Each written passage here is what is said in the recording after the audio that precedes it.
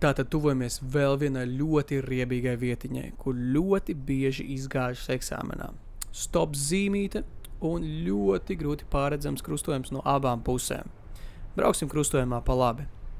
Ieslēdzam virzienrādītāju, skats spogulī, vai gadījumā tas džipiņš nesāk braukt. Tā ieņemam labo malējo stāvokli un apstājamies tieši pirms stop līnijas. Vienalga, vai tu redzi kaut ko, neredzi, brauc mašīnas, nebrauc, sākumā izpildam stopzīmes prasības. Tad lēnītēm tuvojamies krustojumam un sākumā pievēršam, vai no kreisās puses nebrauc kāda mašīna. Jau pirmo sitienu jau mēs dabūsim no kreisās puses. Un griežam pa labi. Tā.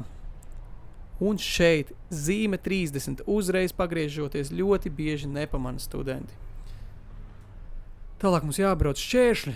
Tā, un šeit arī skatāmies tālumā. Ļoti daudz mašīnas priekšā, 20 varbūt. Un no šīs vietas mums jādod ceļš pretīm braucošiem. Un mēs varam uzsākt mašīnu apbraukšanu tikai tad, kad pretī nav neviena mašīna. Redzam, viens tagad mums te brauc pretī. Pagaidīsim.